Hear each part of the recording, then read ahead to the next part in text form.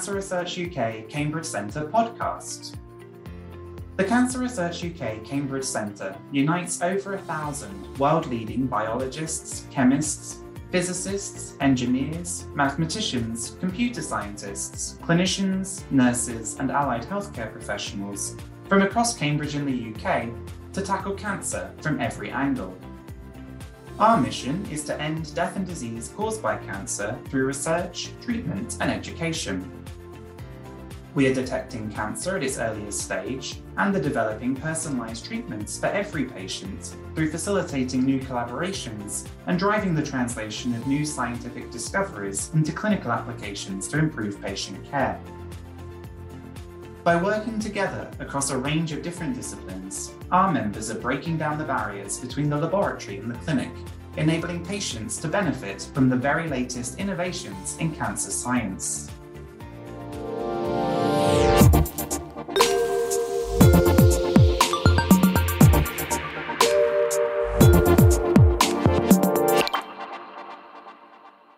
In this special episode of our podcast, we bring you a recording of a live Ask Me Anything event held by our Pancreatic Cancer Programme for World Cancer Day on the 4th of February. The AMA session saw specialists from Cambridge University Hospital's NHS Foundation Trust answering questions that were submitted by members of the public about how pancreatic cancer patients can keep fit. If you have a question that you would like us to answer in a future podcast episode, or if you have ideas for topics that you would like us to discuss in a future series, please let us know by visiting our website at www.crukcambridgecentre.org.uk/podcast. The AMA session was chaired by Laura McGeeney, a pancreatic cancer dietitian at Cambridge University Hospital's NHS Foundation Trust. I'm now going to hand over to Laura, and we hope that you enjoy the event.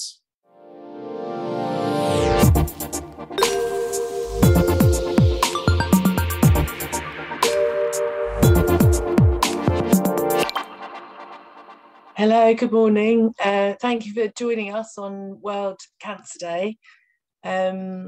My name's Laura. I'll introduce the other panellists shortly. We had a recent webinar on World Pancreatic Cancer Day that was really interesting and lots of different professions involved. And we just thought we would expand on one aspect of the support of people with pancreatic cancer today. So we've got our panel of experts here. I'll let them introduce themselves. Claire? Hi, my name is Claire Traub and I'm a specialist occupational therapist. I work in the Enhanced Supportive Care Service at Adam Brooks Hospital in Cambridge. Thank you. Aideen? Good morning, my name is Aideen Martin and I'm the Surgical Physiotherapy Team Lead here in Adam Brooks Hospital in Cambridge. And Nick? Yeah, hello, my name's Nicola Day. I'm a clinical specialist physiotherapist in oncology, rehab and exercise here at Adam Brooks, and I run something called the REACT programme, which is rehabilitation and exercise during Adam Brooks cancer treatment. So my name's Laura McGeeney. I'm a specialist pancreatic cancer dietitian at Adam Brooks in Cambridge. So I look after people anywhere along their treatment journey, from suspected diagnosis through any treatment and beyond that. And mainly supporting the nutritional status of people with pancreatic cancer at whatever stage they're at. So, sorry, I'm losing my screen there. And so we talk a lot about helping people to have enough food, the right types of foods for what they need, managing their blood sugar levels if they're going too high or too low, and also pancreatic enzyme replacement therapy. So the enzymes to help people to deal with the nutrition that they're having so that they can digest it and absorb it and make use of it in their bodies. And we spend a lot of time talking about this, but we're very aware that if people, even if there was a perfect diet, if people ate the perfect diet, but then weren't able to move or were struggling with knowing sort of how much to move or when to move, that then they're still going to lose their muscles. So I was really interested to hear in our last discussion about the contributions that our physio colleagues make to this. So Nick, could you tell us why it's important that we exercise if we have cancer? Yeah, no, that's a great start, actually. And I think if we're going to think about keeping physically active and participating in exercise during cancer treatment, we probably need to go back in time a little bit. So a little bit of a history lesson. Historically, if you had a diagnosis of cancer in the past, you were very much advised that you should be taking it easy. You know, this concept that rest is best. And a lot of people started to become very inactive as their treatment started. And that was partly because of clinicians and people like myself who just wanted to wrap you up in cotton wool, didn't want you to overexert yourself. And it's also because of very well-meaning relatives as well. And what was started to be noticed is that actually people were surviving cancer, but actually were far more at risk of developing other long-term health conditions. So things like coronary heart disease, things like diabetes, people were becoming obese, becoming overweight, but they were also becoming osteoporotic as well. And researchers and clinicians knew that exercise can actually mitigate, can reduce the chances of developing those four conditions. So a lot of people start to have the idea about actually maybe we should try and keep our cancer patients active during treatment. Maybe we should prescribe exercise. We should get them doing much more during their treatment. And so researchers started putting trials and studies in place where actually we encourage patients to be physically active, participate in regular exercise during their treatment.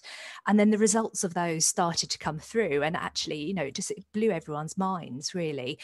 We found that patients felt a lot better about themselves during their treatment. They weren't experiencing as many of the treatment related side effects. So particularly things like fatigue, which I know Claire will speak about shortly. Nausea and vomiting was a lot lower in patients who were physically active. Analgesic use and actually reported pain scores were much lower. Quality of life improved. Anxiety and depression reduced. There was even a sort of an immune system response. So people just tolerated treatment a lot better. And then what also started to come out was that people were completing their chemotherapy. They weren't needing to drop down on some of their cycles. And also that has seemed to be having a knock-on effect of their overall prognosis. And for some cancer types, there does seem to be quite a positive association with reducing the risk of recurrence and metastases in the future. So obviously this got people really excited for our patients on a personal level, but also, you know, in the UK, the NHS, you know, they're fantastic. If there's something that they can put in place that will then reduce the cost burden on the NHS in the future, then, you know, then fantastic, really.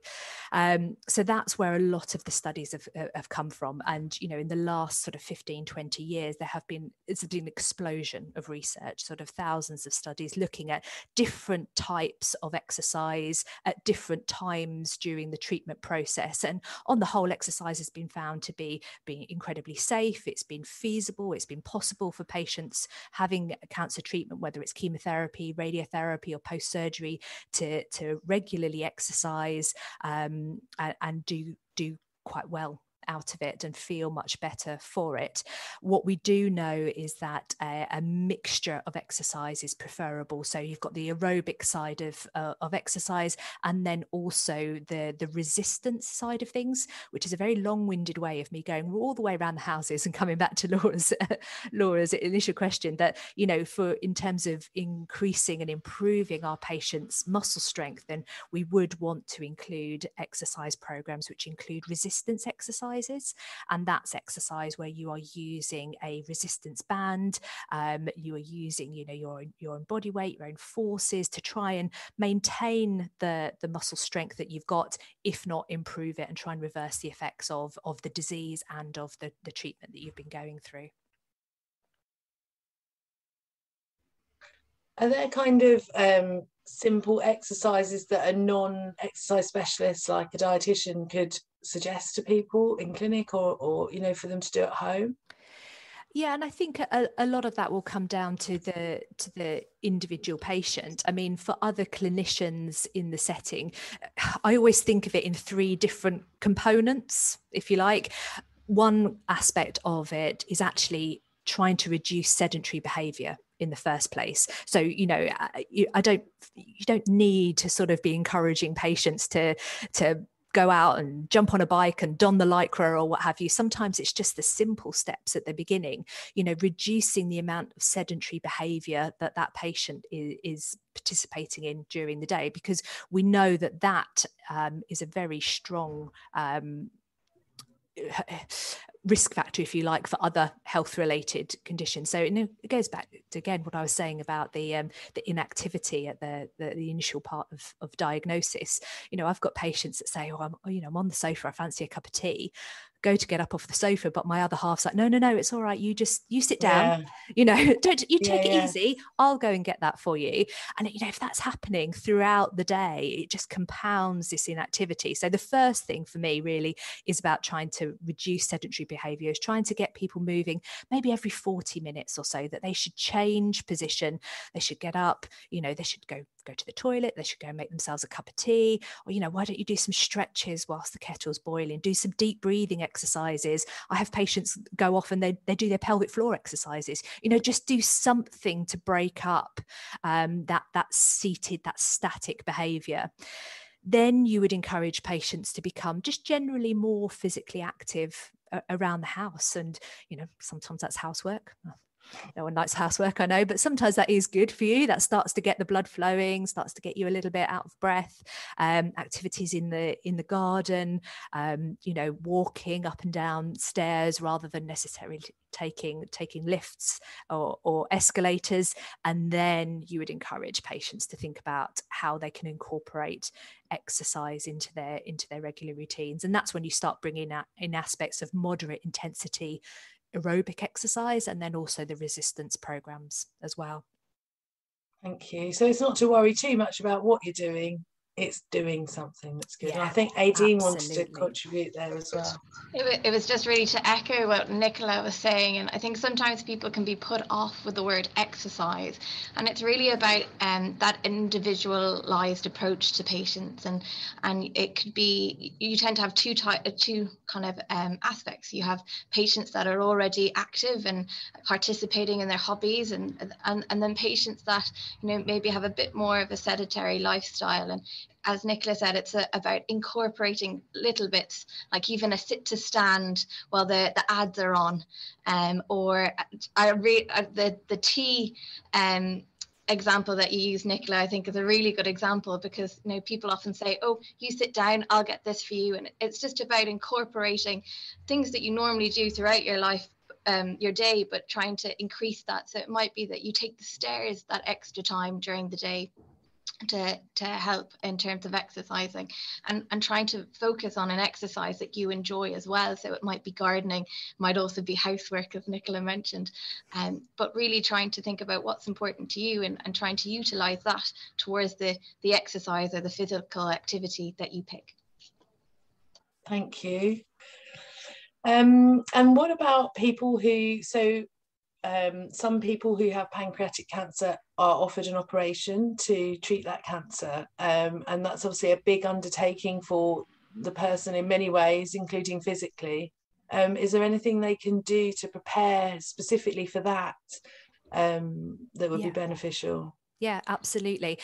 So there is, it has been around for a while, but it certainly in the last couple of years, the word prehabilitation or prehab has just exploded. Okay, in oncology, we use it in relation to two sides of things. So you can do prehab before chemotherapy, so trying to get patients fit and well so that they can tolerate their treatment, but also that you can do prehabilitation before surgery, and that's trying to get your patient in the optimum condition so that they can tolerate the surgery, that there is a reduced likelihood of the post-operative complications that are associated, particularly with the major surgery that pancreatic patients have.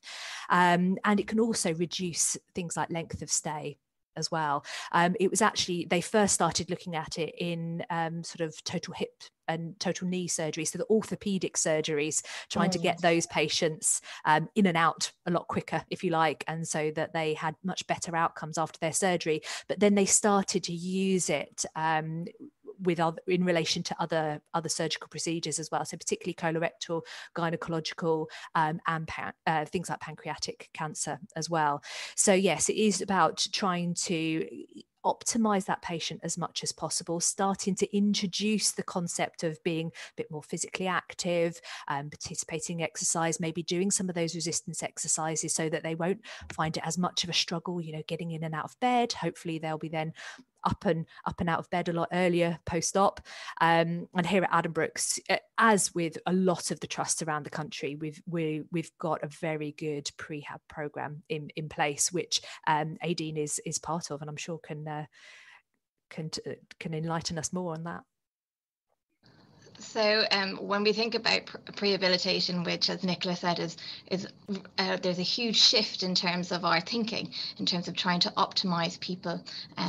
And from for those people that go on to have surgery, in terms of preoperative care, rehabilitation, we're thinking about, as we said, trying to increase physical activity, but also to explain the expectations and what to expect on that rehabilitation pathway, if that's the path that they go down. And also looking at things like breathing exercises as well, and trying to manage physical exercising through to pacing their activities. So there's various different elements that are utilised within that rehabilitation clinic and setting to try optimise the patient if they go down that particular route towards surgery. Lovely, thank you. And then what about when they've had the surgery? When would you meet them next? And I think sometimes people are really surprised to see us as early as they do. So we will arrive and see patients. It tends to be the first day post-operatively.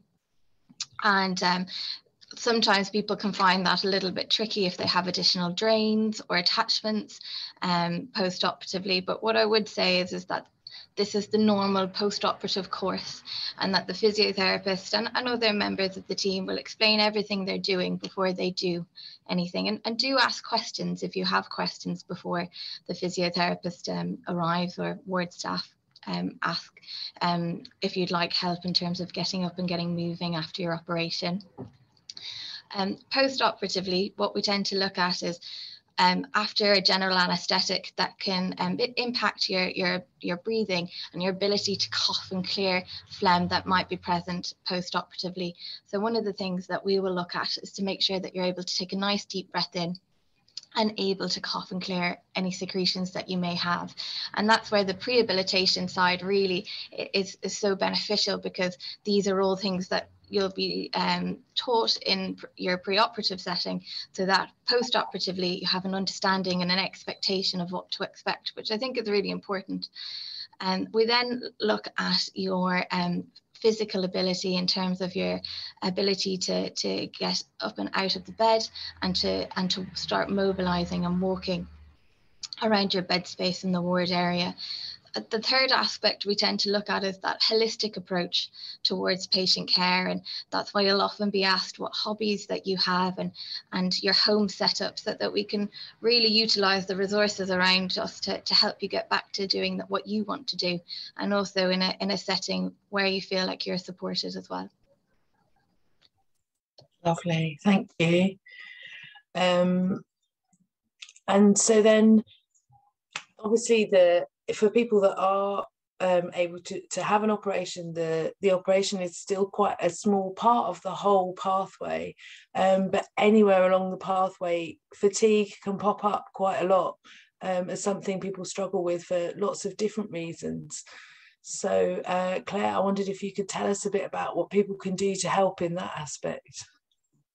Yeah, thanks, Laura. And I think you're right, fatigue is a very common problem, and cancer-related fatigue is quite prevalent across all cancers. And I tend to see people slightly later on in their journey where fatigue can be quite a significant issue, but it can affect anyone going through treatment. So we know that chemotherapy can cause fatigue, radiotherapy.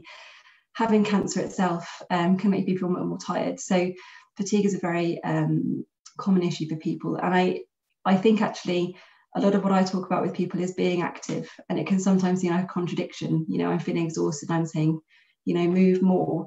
But actually we know that being active can boost people's appetite, which may give them more fuel for more energy. The endorphins relief, that sense of achievement, a sense of being kind of proactive in their treatment, can be really positive and give people energy. It can also improve sleep. So if people are fatigued because they're struggling with sleep, it can also be really beneficial. So but certainly balancing it. And I think, so my internet connection's a bit unstable, certainly balancing activity with rest and being efficient in your energy use in other areas. So prioritizing, what you want to spend your limited energy on, planning, how you might do that. Can you ask people for help? Can you rearrange your day or activities to make sure you've got the best use for your energy?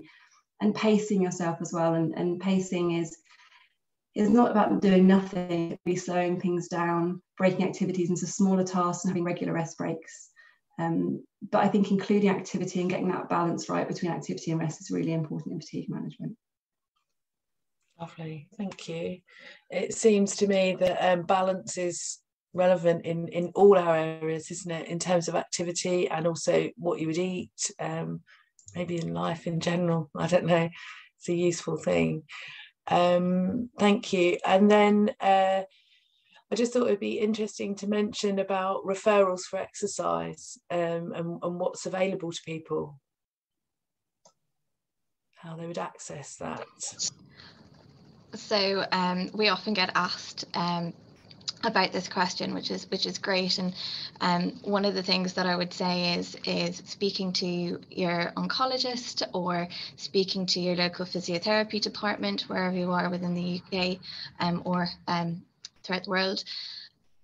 There's lots of different resources that are available, and we talked earlier about kind of individualizing that exercise. So it might be that you would like a gym-based program. It might be that something more online would suit you. It might be that actually it's particular hobbies, or it might be something closer in your village. So it's really about thinking what kind of physical activity or exercise you'd like to do, and utilizing the resources around you. And so that might be that you'd like to look up gardening and doing that at home, or your local tennis club. Really, it's about trying to individualize that, and as Claire said, pacing those activities so that you're utilizing your energy for the things that you really want to do. In terms of referrals, you can obviously go through your GP, which is an option, your oncologist. If you have been an inpatient, the inpatient physiotherapy team will be able to highlight different resources within your area. And as Nicola mentioned, she'll be able to go on towards React as a great example of different outlets that we can utilize around. But it's really important to try reach out to see what is in your area to tailor that exercise towards you. So I think, Nicola, you'll probably be able to explain React and the different other referral routes that there are. Yeah, no, thank you, Aideen. I'll try and link in. There has been a question from Claire as well about sort of online consultations and what's available elsewhere. So as Aideen said, the first priority really is to make contact with your own oncology team or specialist nurse, because they'll be able to direct you to what is available within the trust and then more locally. There has been an explosion of cancer rehabilitation programs in the last couple of years. So when I first started up React in 2016, it was quite few and far between. There was the odd class here and there in various hospitals, but there weren't many sort of bespoke programs, but that is now becoming much more common. A lot of hospital trusts will also utilise what's available to them in terms of from the charity side of things. So here in Cambridge, we've also got some exercise components that are run through the Maggie's charity. One of the local hospitals, so in Huntingdon, has the Huntingdon Cancer Care Network, and they run various exercise programs as well. And it can sometimes be things like yoga and Pilates, but they are also now getting exercise instructors to sort of offer almost like circuit class setups in village halls and what have you. So that can often be a good port of call and go from there, really. We mentioned the exercise referral scheme, and that is a national initiative. It's been around for a long time, actually. It was mainly used for maybe people after their hip or knee surgery, or as recovery from a heart attack, or to try and help manage their diabetes or weight, and also for mental health issues as well. But that's when the GP practice subsidises gym membership at your local council run gyms, and that's, it's a fantastic resource, because you're getting it subsidised, but you're also going and having a session with an exercise referral instructor who hasn't just done a weekend course in how to get fit people fitter. They've actually done a lot more in-depth training, normally over sort of 18 months, 2 years, working with patients with other health conditions and tailoring exercise programs to that individual, so that you're in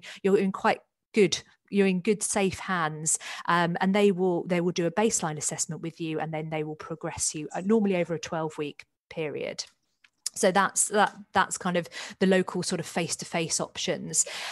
Since lockdown, there has been a trial going on called the Safe Fit trial, and that is in partnership with Can Rehab. Now, Can Rehab are a fantastic organisation based in Scotland, but they're across the UK, and it's where a lot of us exercise cancer rehab professionals, if you like, do some of our additional training with in the UK, and they've been doing an online version of some of these exercise consultations and supervised programs online, so it's worth looking up to see what they have available. And of course, there are other online resources as well. So Macmillan have got some videos online. Can Rehab again have got some really lovely videos that you can find on YouTube, and there are lots of written resources, a lot of which are hosted on the various charities pages as well. And hopefully that covers the breadth of it, really, because having face-to-face contact and group exercise isn't everyone's bag. A lot of people do prefer, they don't want to do a cancer specific class.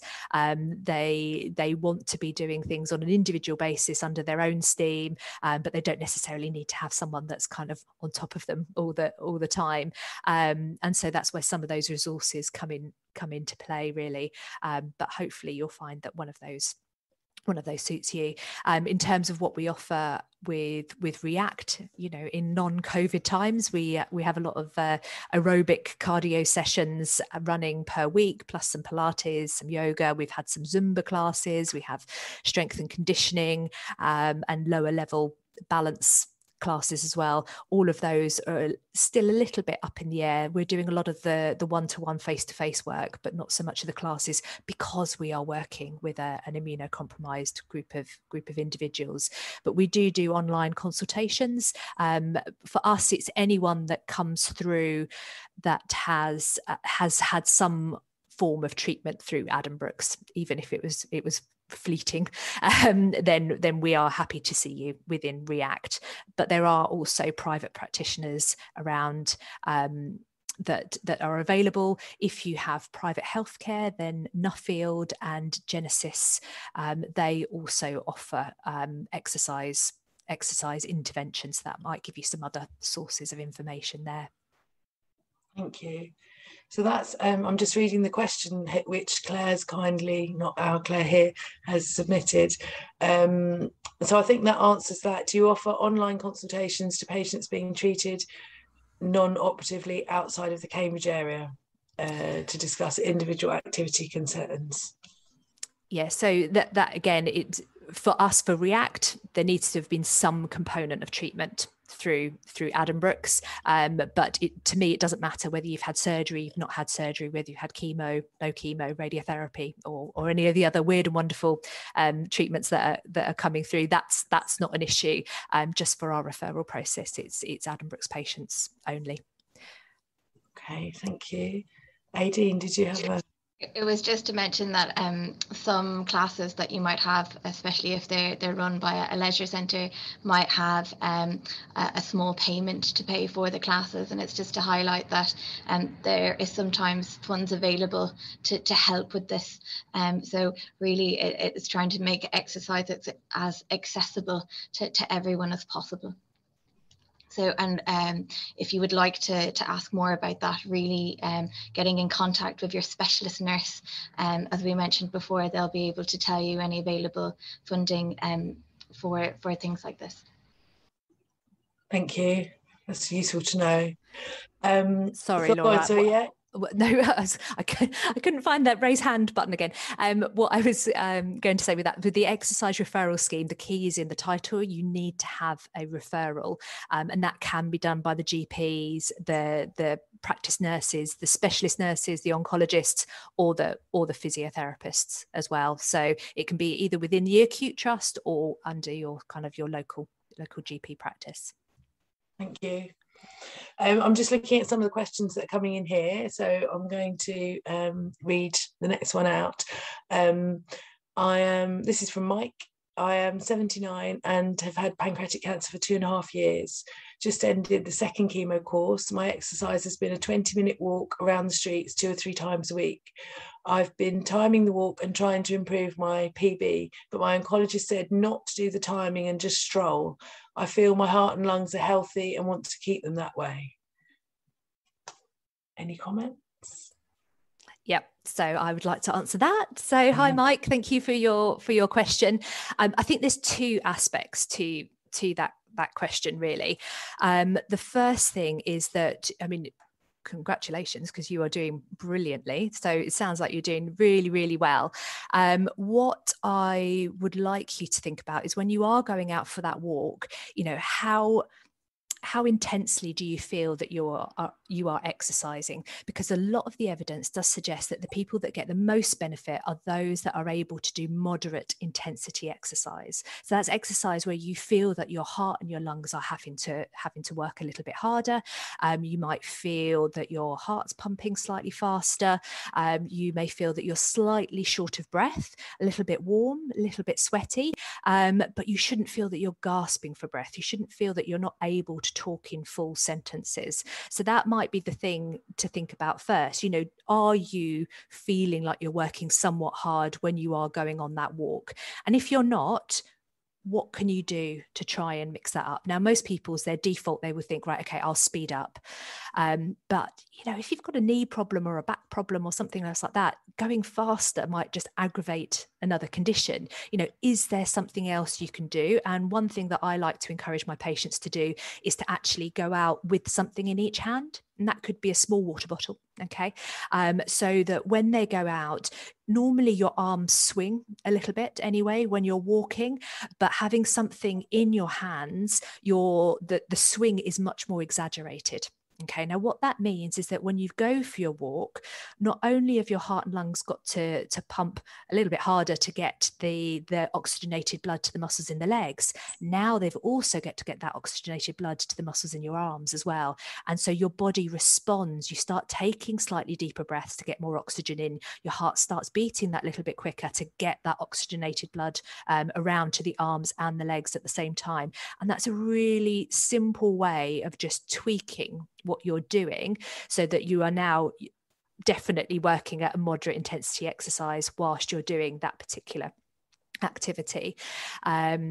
Interval training as well. So that sounds very daunting. I don't want you to think about Joe Wicks leaping around his living room during lockdown or anything, but you could build that into what you're doing as well. So for example, when you're going on your walk, with or without the bottles of water, you think, right, okay, between this point here and that lamppost in the distance or the next tree, I'm going to walk at a slightly faster pace. And then when I get to that tree, I'm just going to go back to walk at my normal pace again.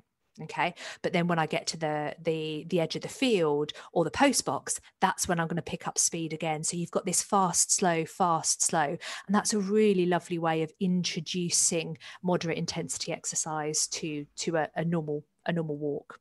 Okay, we're talking about walking in this example. For some people, walking isn't their go-to exercise, and it might be, again, going back to activities around the house and around the garden, that's enough for them to feel that they're working at a moderate intensity level, where they feel that their heart and their lungs are working that little bit harder, and so that's absolutely fine. We're just using walking as with Mike's example.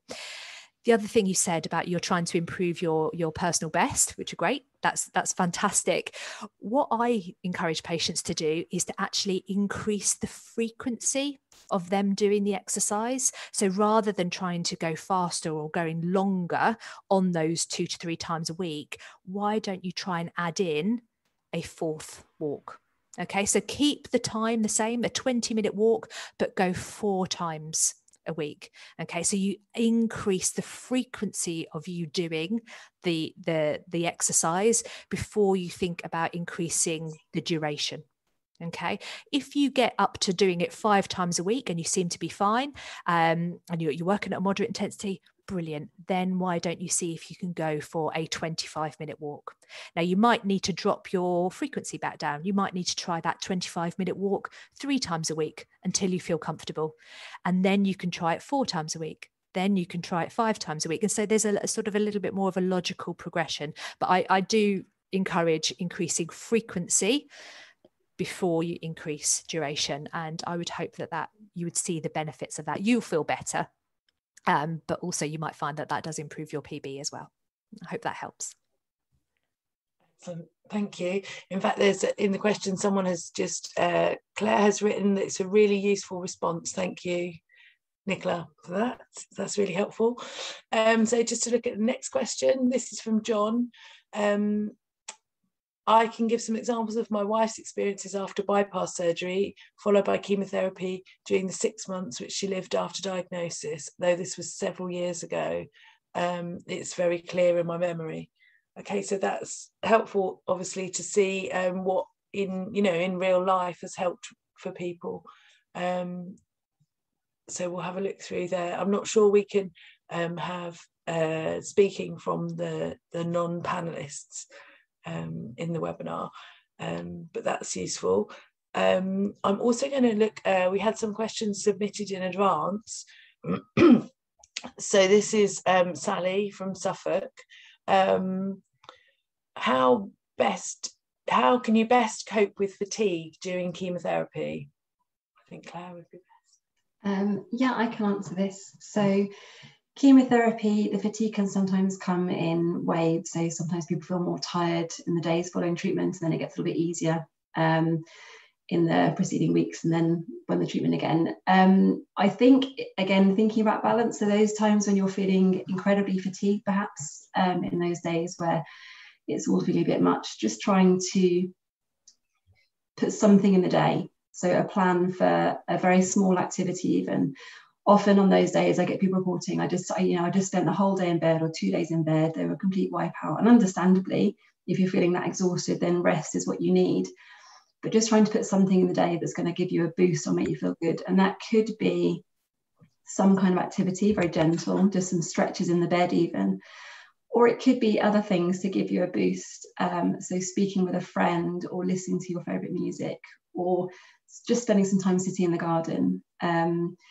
So I think even on a day where fatigue is feeling overwhelming, doing something for yourself to give you that boost can be really helpful. And then as the fatigue might start to ease, or on days when you feel able to do a little bit more, again, getting that balance between activity and rest. So trying to be as active as you feel able to, trying to do all the things that, we've just heard about the benefits of trying to be active, but certainly not overdoing it. And I often say to people, if you think of your energy like a battery, it can quite easily get drained and then take some time to recover.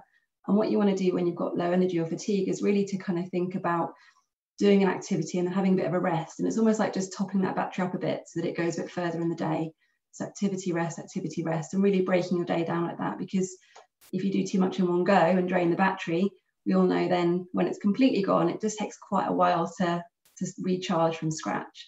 And that's when people can maybe have this boom and bust pattern people may have heard of. So when you have a bit of energy, and you kind of go, oh, I haven't been asked to do anything for a while, so I'm just going to do everything in one go. And then you have maybe a couple of days when you're just feeling really quite ill with the fatigue. And that's that real pattern of kind of overdoing it and then having to recover. So getting that balance, thinking about what can I do that's going to be positive for me, some kind of activity, something for my mental well-being as well. So again, I think when I'm thinking about fatigue management for people, it's not just about the kind of physical, what I'm able to do, but managing that mental exhaustion. So the 3 pillars for me are being active, very important, to your best of your ability, managing your energy. So we talk about the principles of energy conservation, prioritizing and planning and pacing what you're doing, and then managing mental exhaustion. So perhaps looking at relaxation or talking to people around you so you don't feel overwhelmed. I hope that answers the question. Yeah, that's really useful. It's definitely something people tell me in clinic, that they had a good day, you know, so different people have a different good day in their chemotherapy schedule, and that good day they've packed all the socializing in and seeing the grandchildren, or, you know, all the things that they want to do, and then you've got the recovery from chemo, but you've also got recovery from the good day because you felt, you know, and it's really hard to hold back, isn't it, and not do things on the days when you are feeling good, and there's all those things that you want to do, so it's hard, I guess, to get that balance there. Yeah, and I think you know, a lot of people tell me how frustrating it is to feel like they have to hold back, because when people are told to pace themselves, it does feel like they're told not to do what they want to do. But what I say to people is, rather than having one really good day and then a number of days where you're paying for it, is to try and hold back so you can have 3 quite good days. So you're still doing a little bit every day, rather than having that really good day and then I can't do anything. So just holding back and keeping a little bit in reserve so that you can get up and do something the next day as well. And that does take a bit of planning often. And yeah, just thinking about, again, that battery, keeping a little bit in reserve. So if something comes up, you've got energy if you need to, but just knowing that you've got a bit for the next day as well. Yeah, great. Thank you. The next question is from another Claire. So when it comes to diet, does pancreatic enzyme production return after successful chemo, so that creon is not required? So that's not a one size fits all sort of answer. Whether you need enzyme replacement therapy depends on your own pancreatic function, which does decline as we progress through our lives anyway. So your years contribute to that, but also where your tumour might be. A way I sometimes describe it to people is, if you have a breakdown on a country road somewhere, it doesn't tend to have so much impact to the global traffic system in the area, but if you have a breakdown on a motorway, then it's going to have much more of a knock-on effect. And the ducts in your pancreas, where you have there's a main duct that runs through the middle of the pancreas that delivers the enzymes that your pancreas produces into your bowel, where it mixes with the food so that it can digest the food. And there's all these branch ducts leading in, so the kind of rural roads leading into the main road. So if your tumour is near your bowel, then you're going to have more problems delivering the enzymes that you need into your bowel, and also if it's near the duct and blocking the duct and things. So that would have an impact as to what your tumour did, and if it was shrinking away from the duct, then that might possibly have an impact. We really want to help people to optimize their nutrition, and sorry, the question, what is creon? So creon is one of the examples of the pancreatic enzyme replacement therapy that people use to replace when they're not producing enough of their own digestive enzymes. So we want to optimize people's nutrition. So the enzymes that we take help us to digest the food so that it's broken down into pieces small enough that we can absorb it into our bowel, in through the wall of our bowel, into our body, where it can nourish us. And in someone that's already got the extra challenges that pancreatic cancer brings to your body, I think we want to optimize. I guess we don't want to sort of, if you were to take digestive enzymes, then you wouldn't and you didn't need them, it's not really harmful apart from sort of the needing to take them. So we would usually err on the side of taking them so that your body's not missing out on things. There is a stool test that we can do that looks at your pancreatic function. It looks at a surrogate marker for digestive enzymes. And so that's something that we could do for you, or your GP can do, to look at your pancreatic function. But as our pancreatic function does decline as we go through life, I'd have a very low threshold for recommending taking it again. Definitely, if you're one of our patients and you want to call us, we can discuss sort of individually for you what's best as well. I know a lot of people don't normally take any tablets throughout their whole life, and so then having something that you need to take every time you eat is hard, and it's a big adjustment. And for some people, it's a reminder that your body's not 100% functioning the way you want it to, and they don't want that reminder throughout the day, and that's really understandable. For some people, they find that you know, just as when you're a child you didn't used to use cutlery, and now you don't think about using cutlery, that you don't think about taking your enzymes, or you know, people didn't used to wear seatbelts in the cars, the other example I sometimes give, and now your brain doesn't get involved in putting the seatbelt on, you just sort of do it without thinking. And that's how some people describe taking their enzyme capsules. So I haven't had anyone that I can recall where they've finished chemo and we've checked their, it's called fecal elastase, the stool sample, to see whether they're producing enough of their own digestive enzymes, and they were, and we stopped taking them. But that is absolutely something that we could do if you wanted to try. If your tumour is nearer the tail, then it's more likely that you'll manage without them. I've waffled a bit there. So the next one is from John. Managing blood sugars during exercise can be difficult. Any suggestions? So I suppose that I am making the assumption there that is someone who's got diabetes, because it's going to be harder, sort of more challenging if you've got diabetes than if you don't. So everyone will respond differently, and people have different insulin regimens maybe, or medications that would help someone to balance their blood sugars, and different blood sugar goals as well. So excuse me,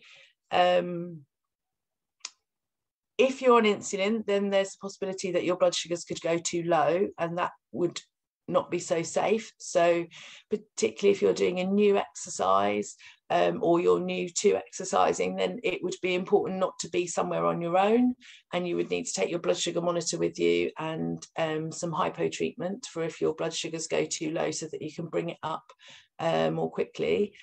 So you would also need to measure your blood sugars more regularly when you're first exercising. I am making the assumption here that you have a blood sugar monitor, and I think in this context you would. So having some kind of starchy food 1 to 2 hours before you do your activity will help you to have more of the sugars available to sort of maintain you as you go through.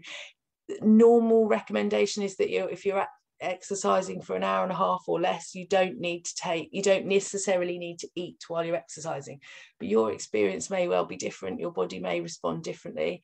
So having something which they call high GI, excuse my voice is failing me a little, so it's more easily accessible. So the nutrition is in the form of glucose or fructose, which would sometimes, if you buy things, it can say on the label so you can see what they are, then that would help you to keep your blood sugar levels up while you're exercising.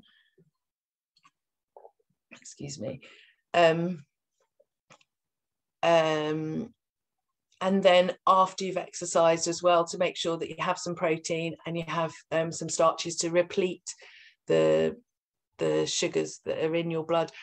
I think it's hard to give specifics about specific foods, but something that would be sugary. If you feel that your blood sugar is going low, you must definitely have that with you. So jelly babies is the kind of most well-known one that people would have, just to make sure that your blood sugar doesn't drop too low. I'm aware that we have been talking for the best part of an hour here. I'll just have another quick look at the questions that were submitted in advance. So one of them is similar to that I've just been talking about. And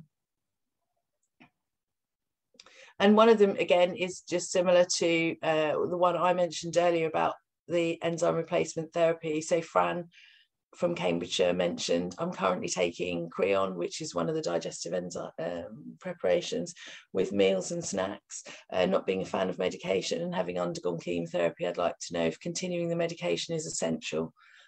I think I've mentioned that, but the consequences of needing the medication and not taking it can be that you get wind, bloating, changes to your bowel habit that's uncomfortable, but it can also mean you're not fully nourished by what you've eaten. So if you're looking at what nutrition you need, and you could eat, you know, amazingly balanced meals, but if it goes in your mouth, stays in that tube all the way through, and you pass it down the pan and it doesn't actually nourish you, then you're not getting the full benefit of it. So that would be the impact it might have on your bones, or all the other things, the reasons why we have a balanced diet. I'm going to just have a quick look here at some of the questions, because I think we've got just a few minutes left. We might have time for one more question.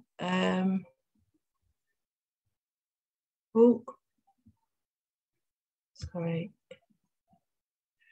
Are there any general tips for fatigue management, not just for people with cancer, because the pandemic seems to have left people feeling more drained at the moment? I don't know, Claire, have you got something there?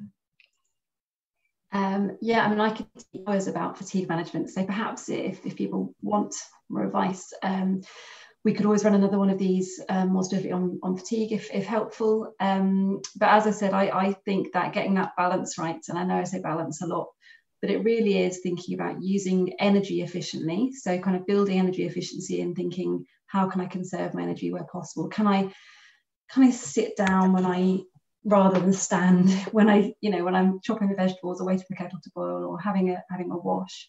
So just being a little bit more mindful of how we're using our energy. And maybe for the general population, I think sometimes we can not realize how much energy we're using through thinking about things and worrying about things and being constantly distracted by all the different screens and noises around us. And sometimes just having a little bit of time away from those can be really positive, because it just gives everything a break, your body a rest, your mind a rest. So we don't always realize how our battery is being drained, and often it can just be from the overwhelming stimulus of day-to-day life. So sometimes reducing those if possible, having some time away, having some quiet time, turning screens off, turning phones off for a period of the day, if you're able to do that, can be quite helpful. But I mean, it's what we're here to talk about, really. Being active is such a key part in fatigue management. And like Nicola said, it doesn't necessarily mean exercise. And I speak to people who seem to be quite scared of the word exercise when they're fatigued, but I explain that I just mean activity. And again, Nicola said about doing things around the house, housework, gardening, going for a walk with a friend, wandering around a garden centre. All these things can be enjoyable activities, or activities that you need to do anyway. And it's just thinking about how you can be more active in your daily life whilst not overdoing it. So keeping that little bit in reserve where possible as well. Thank you. Nicola, did you have something you wanted to add? Well, it wasn't in relation to that. I think one of the questions that had come through earlier had been about were there any exercises that you shouldn't do if you're having pancreatic cancer? And actually, the simple answer is no, not really. A lot of the restrictions are with regards to sort of people's individual circumstances and other health-related related conditions, I'd probably say to avoid contact sports. That would probably be a given. But even then, there's ways of getting around it. So if you take rugby, for example, we'd have patients that would go in and could participate in some rugby training, but not necessarily the contact side of the support. I guess the only activity that there is a question mark over is about swimming. And generally, I don't encourage swimming within 6 weeks of having radiotherapy, surgery, or during chemotherapy. During and after chemotherapy, I would say. Now, we do have some patients that swim throughout their chemotherapy. They've often been given special sort of permission, if you like, by their oncology team, and they're often the patients that do actually have access to a private pool as well. So therefore the risk of infection is deemed to be much lower. But on the whole, people wait for at least 6 weeks. And certainly if there was a drain or an open wound or anything like that, then you would probably be steering clear of it for just that little bit longer. But I just thought we would put that out there. But there's plenty of other forms of exercise and activity that can be done. And let's not forget about things like Tai Chi and Pilates and yoga, all of which have been shown to be safe in the oncology population and have benefits for the oncology population as well. So it's really important. And that's it's just personal preference as to which one you want to do. Thank you. That's really helpful, because I think it's useful to know what not to avoid if there's things to avoid. Thank you. I think we only have a few minutes left. So I'm sorry that we haven't been able to answer all of the questions everyone's had. We will collect them together and try and feed back to you the answers to those questions at a later date. So I wanted to thank you all that have joined us, and obviously our panel and CRUK for hosting us. I feel like listening to everyone, there's probably a few sort of themes that run through all the specialties. Like we mentioned earlier, trying to balance things, not too much of activity, not too much of rest, not feast and famine kind of in terms of your eating as well. So trying to get those balanced sort of things through the day, choosing something that you enjoy in terms of your activity, in terms of your rest, in terms of your food, and pacing yourself as you go through with all of those things as well. We would be really interested in any feedback that you have with regards to maybe what we've discussed today, or what you might like to hear about more in the future. We considered whether it might be useful to do a series of small podcasts on different topics that people could then access at a time that's useful to them. There's often a lot of information when you come to clinic, and sometimes people can't bring their relatives because of COVID or because of other people's timetables and things, and it might be something people might like to listen to in their own sort of time and space. So if there is any feedback you've got for us, any other topics or anything, we'd be really grateful to hear. Okay, so thank you all very much. Happy World Cancer Day.